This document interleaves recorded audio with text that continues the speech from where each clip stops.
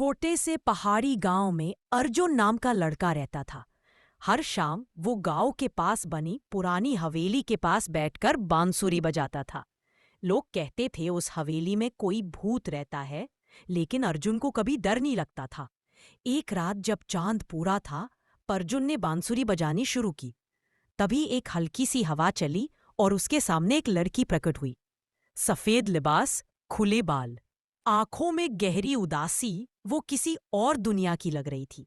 अर्जुन घबराया, लेकिन उसकी आंखों में आंसू देखकर पूछा, तुम कौन हो और रो क्यों रही हो?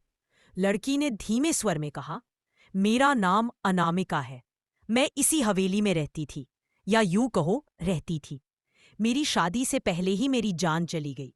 मेरी मोहब्बत अधूरी रह गई, इसलिए मेरी रूह यही भटक रही है। अर्जुन चुप रहा, लेकिन अगले ही पल बोला, अगर चाहो तो मैं तुम्हारा दोस्त बन सकता हूं। तुम्हें अकेलापन महसूस नहीं होगा। उस दिन से हर रात अर्जुन और अनामिका मिलने लगे। वो दोनों बातें करते, हंसते, कभी चांद देखते, कभी बांसुरी सुनते। धीरे धीरे अर्जुन को उससे प्यार हो गया और शायद अनामिका की आंखों की उदासी भी कम होने लगी। एक दिन अनामिका ने कहा, अर्जुन, मुझे अब जाना होगा। तुम्हारी मोहब्बत ने मेरी आत्मा को सुकून दिया है। अब मैं इस दुनिया से मुक्त हो सकती हूँ।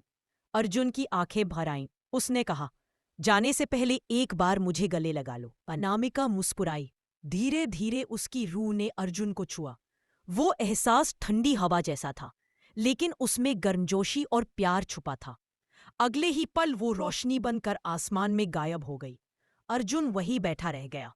उसकी आंखों से आंसू बह रहे थे, लेकिन होठों पर हल्की मुस्कान थी, क्योंकि अब उसे पता था प्यार शरीर से नहीं, आत्मा से होता है, और उनकी अधूरी मोहब्बत हमेशा अमर रहेगी।